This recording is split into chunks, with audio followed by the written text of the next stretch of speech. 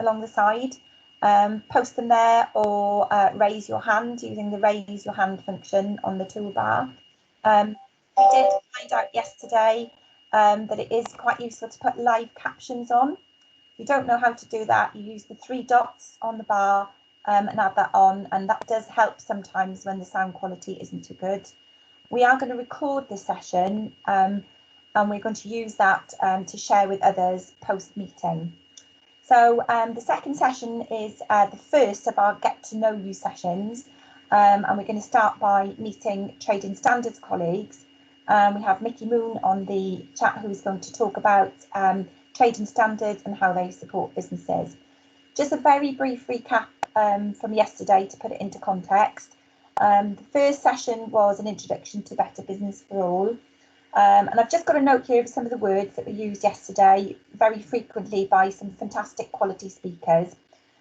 Share knowledge, collaborate, benefits to business, expertise.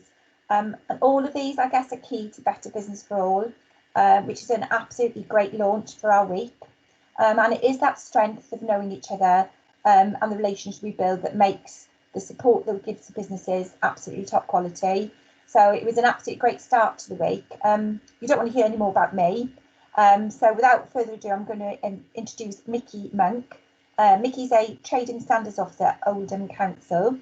And this is the bit that's kept me absolutely intrigued all morning. Mickey's a member of the Manchester and District Beekeepers Association. So on that note, I'm going to hand you over to Mickey. Thank you, Jackie. Yeah, I didn't want you to give too much away because I do have a little mini bio in my presentation. So yeah, hi, I'm Mickey Monk. It's great for me not to be able to see so many friendly and familiar faces because I get quite anxious doing these things and I haven't done one for a long time. So thank you for listening to me. I think you'll note at the bottom there, I've got insert opinion disclaimer here. And as trading standards professionals, we all know that that should be as bold, precise and compelling as the opinions I give. I just wanted you to be aware that these are my opinions, and Oldham Council have been a great employer for the past 5 years for me, so don't necessarily blame them for what I say. So for all of you that don't know me, I prepared a little mini biography. Next year, 2021, will be the 30th anniversary of my life in trading standards. I started working as an enforcement officer at Barking and Dagenham in 1991. And whilst I was there, somebody mentioned a degree at the Manchester Metropolitan University. And I actually thought it was a scam because there was no such thing as the Manchester Metropolitan University.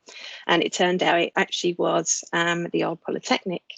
And so I came up to Manchester and joined the graduating class of 96. For those of you who know anything about football, that's a reference to the wrong team in Manchester and their class of 92. I obtained a 2-1 BA Honours Consumer Protection degree from the university, and I thought I'd just stick in as well that the other notable alumni from that year were Sarah Smith, OBE, as I found out doing my research, who's the Deputy Chief Exec of Ops, and Dave Lovell, who was, I'm not sure what he's doing at the moment, Assistant Director and PA Programme Leader at Ops, and me. I wasn't as great as getting into those Monday morning lectures, I think. So when I qualified from university, I was fortunate enough to get a placement with Tameside Council and obtained my diploma in trading standards in 1998. And since then, mostly I've been a full-time member of CTSI. And proud to say a member of the Northwest branch as well. I finally reached the dizzying heights of a business compliance service manager of both the trading standards and environmental health team before being made redundant in 2015. And that's where the bees come in. it was probably, yeah, at the time, it's always a difficult thing to go through, but also one of the best things that happened to me. And that's when I decided I was going to have some bees, and found out there was actually a Beekeepers Association in Heaton Park in Manchester. Went and did the course and have been a volunteer there since. Since being made redundant, I was fortunate enough again to only have 1 month off before starting work at Oldham Council, where I've rediscovered my enthusiasm for the job, and over the past 2 years have had a lead role in product safety. So hopefully, for all these reasons, I'm the best TSO to tell you why you should embrace, value, promote and challenge primary authority. I've been a strong supporter of primary authority since it started, but I'm also not naive to know that there are questions, and we have to look at those and review things, and hopefully part of this presentation will do that too. And how am I going to convince you? Well, this is the agenda. As I've said, it's quite flexible because I'll probably get distracted at some point. I put a Q&A in at the end, but if there is anything pressing, obviously put it in the chat and we can pick it up then. So I'll go back to basics. Talking about Home Authority, Regulators Code and Primary Authority. So once upon a time, pre-2009, there was the Home Authority principle. A Home Authority where a trader was based would give advice on regulations, recommend best practice and would provide guidance on remedial action. It tended to be, from what I can remember, quite a reactive sort of arrangement. We would act as a primary link to the business, but this was often like a patchwork quilt. Some authorities participated, others didn't. You maintained a record of complaints, policies, and advice, but that wasn't necessarily reviewed or developed. It was supposed to be transparent, and also you would amend advice as you went along if it was found that you hadn't given the advice correctly or legislation had changed. And one of the issues, I think, moving forward with primary authority, that is the Home Authority principle was very popular with all regulators. Then, in its various guises from 2008 and the current version of the Regulators Code in 2014, this came along as part of the removing red tape agenda. As many businesses commented on the overzealousness and inconsistency advice from regulators. It developed clear expectations from regulators for business and was there to open up a dialogue between the regulators and business. It was there to support compliant business, and I think this is the first time we properly see a change in the emphasis from perhaps a regulator of enforcement moving towards supporting compliance and helping businesses to grow.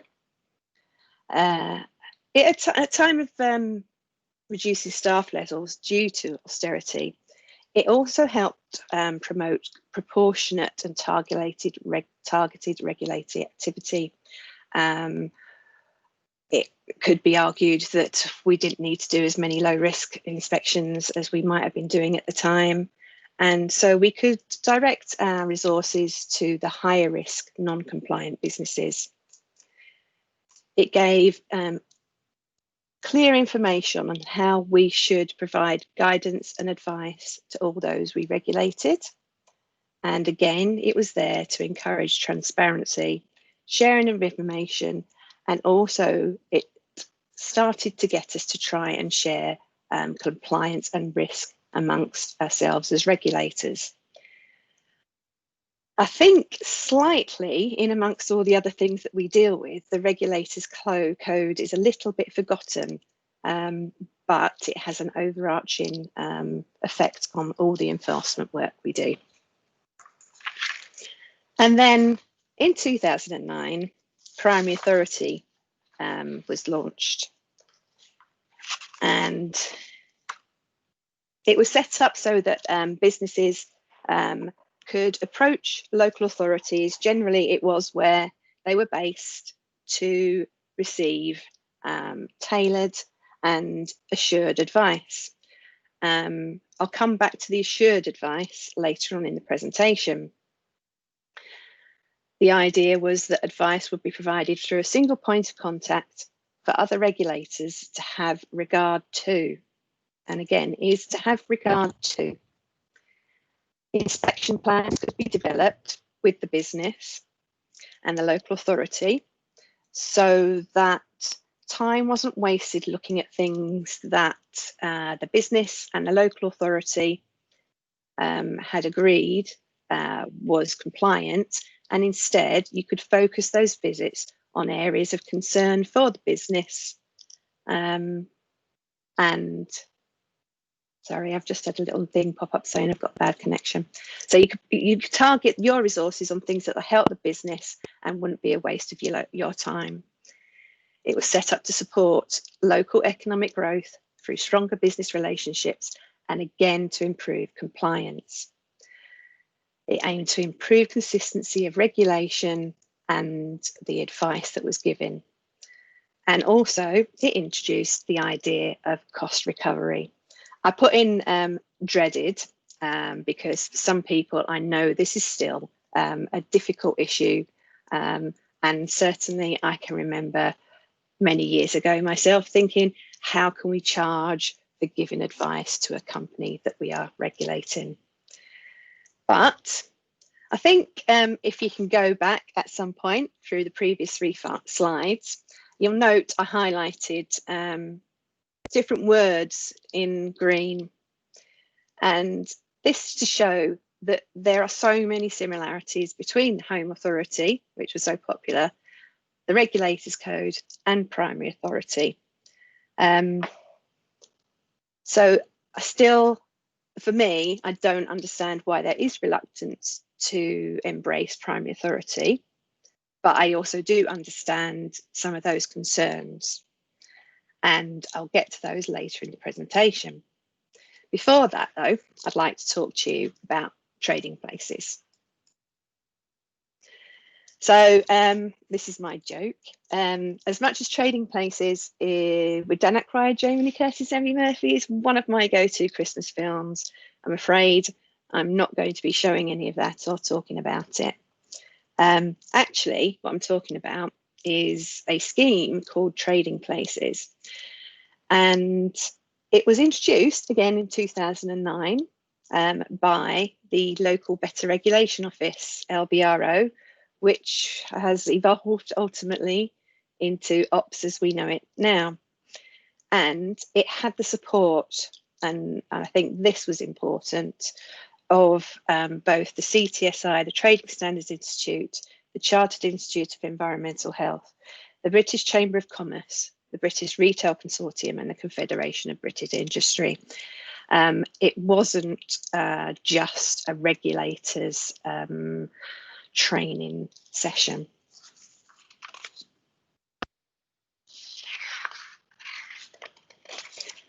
Trading Places was set up by LBRO because, and I think definitely for myself as well, there was concerns that there were very few regulators who had worked in the private sector, perhaps other than in customer-facing retail level positions. I know before I got into trading standards as a profession, I'd worked in a few pubs and bars, a chemist sundries wholesalers, which wasn't the best job ever, and I worked for Ladbrokes whilst I was at uni, but that was all at the bottom, as it were, minimum wage level.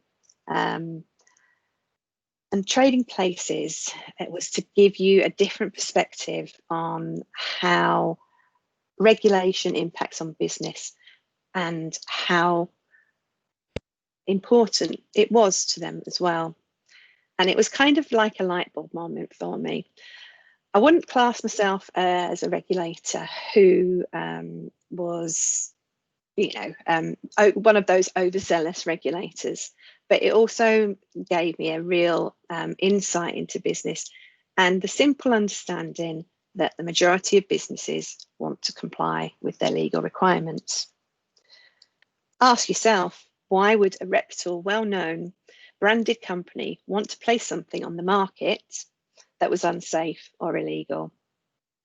Brand is so important, and even more so these days with the internet and particularly now social media. I did not know that Trading Places is still going. I did a Google search for it because I couldn't find my certificate to start off with. I did find it, I've got them all, and it kept coming up with the film. So I'm glad to hear that. And I really, really would recommend doing it. I got to spend a full day at the time. It was Prince's in Liverpool, and I did go to an animal feed business, but I can't quite remember where that was. So yeah, if you haven't had the opportunity to go on it, I definitely recommend it. But yeah, back to, I said I'd get distracted. Brand is really important. Negative comments and plus publicity, prosecution decreases customer confidence in your product and their buying loyalty.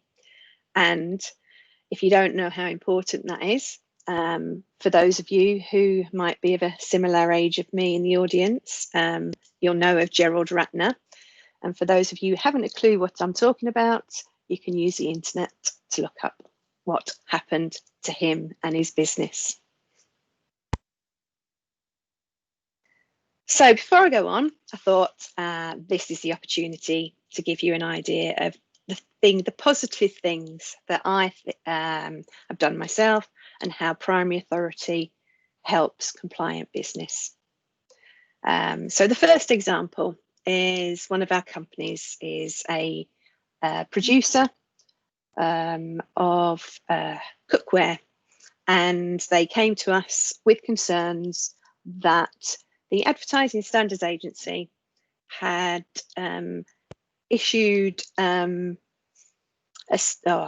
statement, but basically one of their competitors has been told that their advert was misleading about the claims they made on the durability of their pans.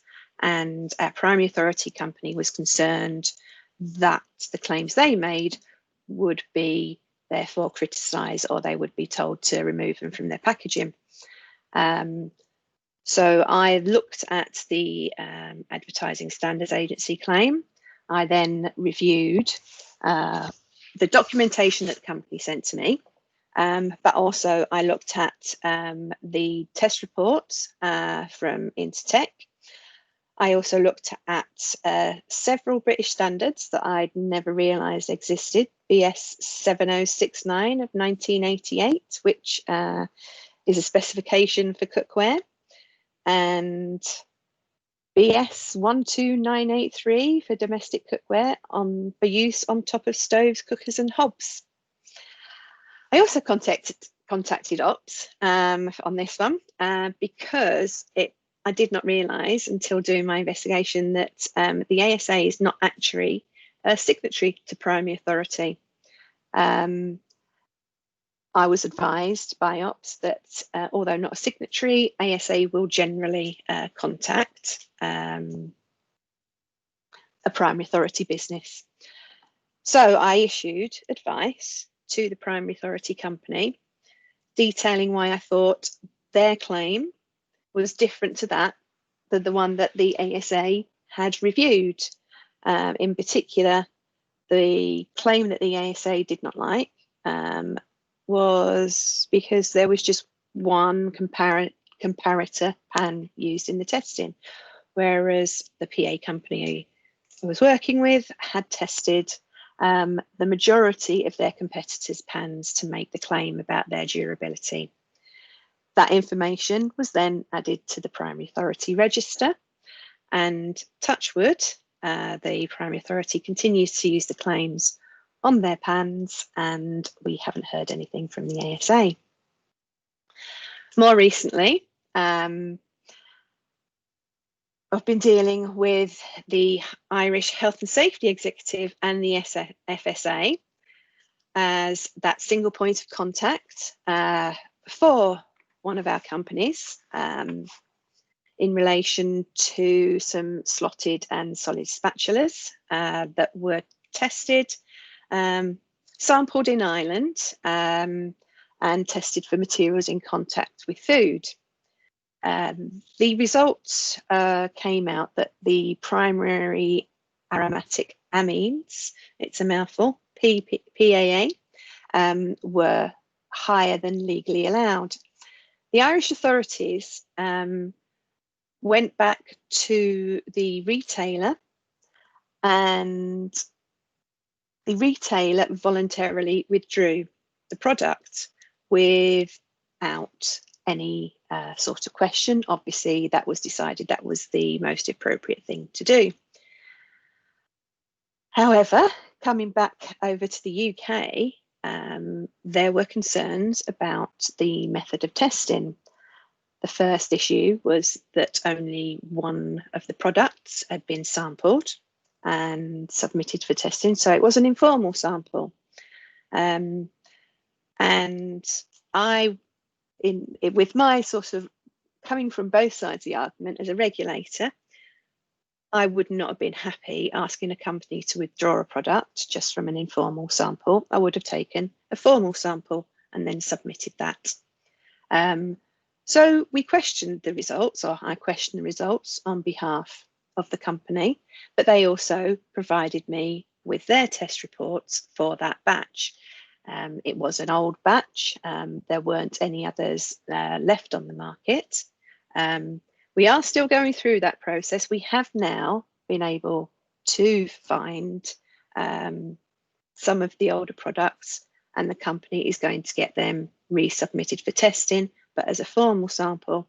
There are issues that I have now learnt when you're testing for primary aromatic amines in relation to the mixing of the plastics when they're molten. But again, I was able to perhaps provide the Primary Authority with some reassurance. Also, I was able to provide the FSA with some links and the test reports, and also to sort of comment on my personal opinion of the company's quality control procedures anyway.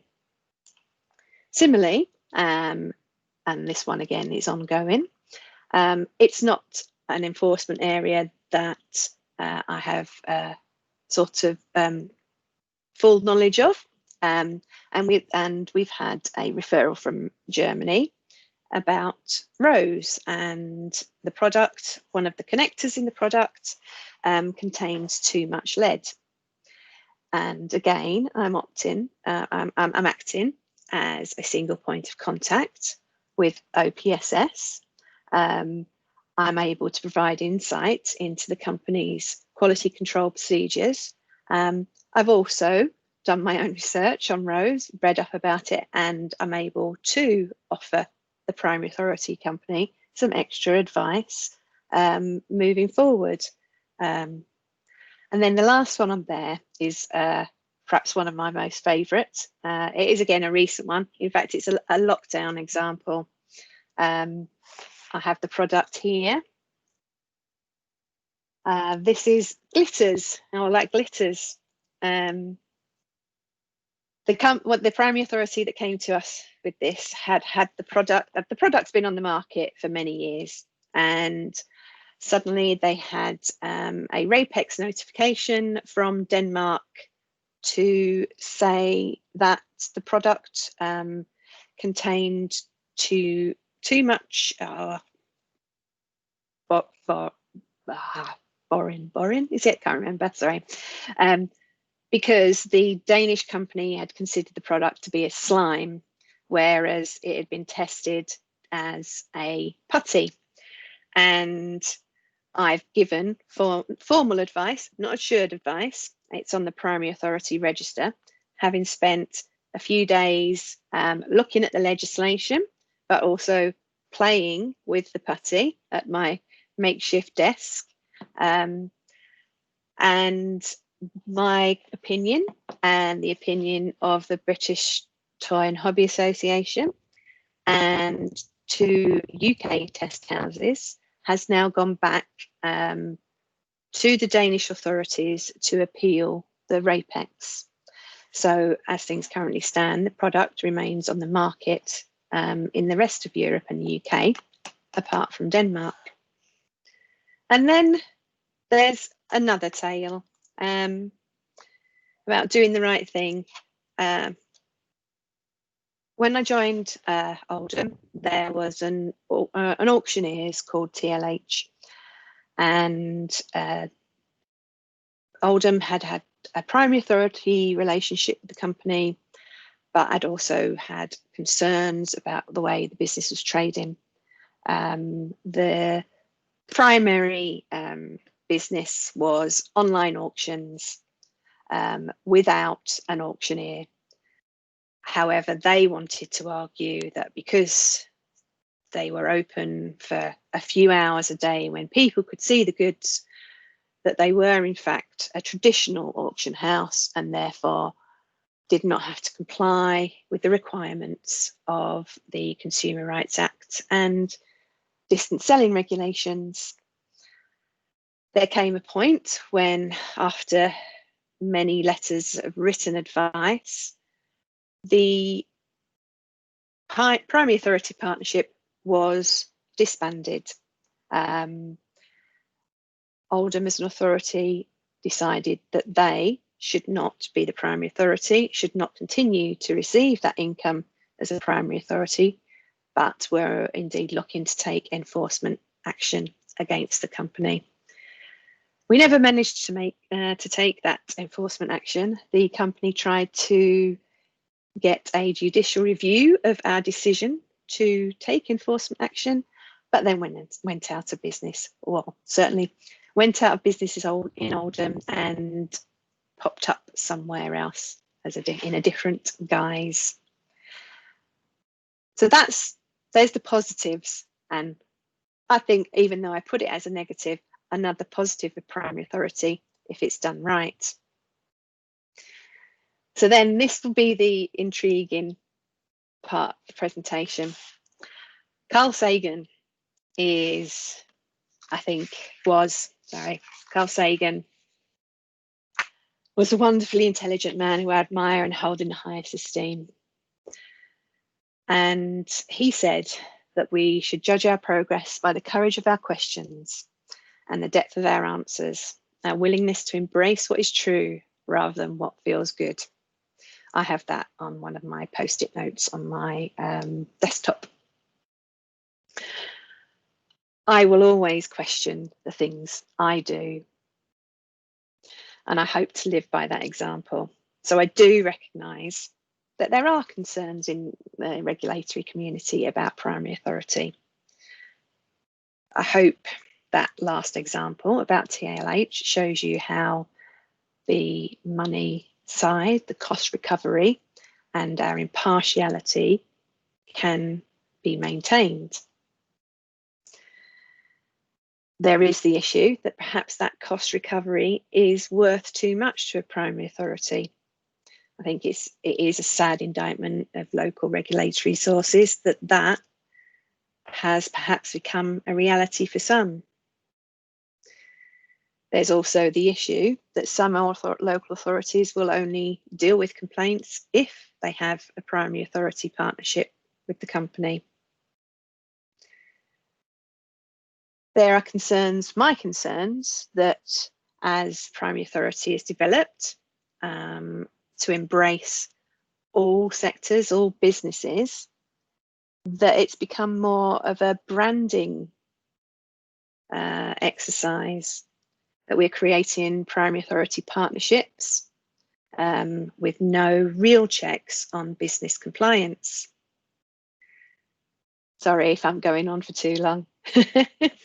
And then partnerships with failing businesses. Well, clearly, I've in the sense that if Oldham can do it, any authority should be able to say, no, this primary authority partnership is no longer working. So hopefully, as I said at the start, this can give you some reassurance of why we should embrace and promote primary authority, because we can challenge, but don't write it off because of those challenges. And then just a quick word on assured advice. At the last OPSS training course that I attended to, I think it was mentioned that only 2 or 3 pieces of assured advice have been given. So all that other advice can be challenged, even mine. I would never even be so arrogant to think that any advice I have given was completely correct or remained correct. And there is just one thing I'd like to stick in at the end. A thing that's come to my mind is a value of PASAP partnership after the EU exit, and with potential no deal and divergent regulations. But let me end on a positive note. This is very quickly here now. When I agreed to do this presentation, I asked the businesses I work with to tell me what they thought were the benefits of primary authority partnership. And these are a few. I'm not going to blow my own trumpet, so I'll let you read them in your own time. I would like to add a note at a time when we have less and less resource and seem to be dealing with high risk rogue traders most of the time. It is nice to feel that we're valued and contributing something positive, and I'm immensely proud of seeing these businesses thrive in Oldham. Finally, before I finish, and if there are any questions, can I please ask one thing? Check the Primary Authority Register for businesses. You have to log in rather than just using the public register, because you don't get access to the full information. If you log in, you can search on brand names. And I know particularly for the companies we have, you wouldn't recognise them from their trading name, but you would recognise them from the brand name. So please look on the primary register first. Also, some authorities now are no longer primary authorities, are based within their local authority area. And we have had a few, I know personally, recently, where we don't have the primary authority relationship because somebody hasn't checked on the register. Time has been wasted dealing with an issue because it's come directly to us and then it has to go back to the other authority. So that's my quick guide to primary authority and me. Are there any questions?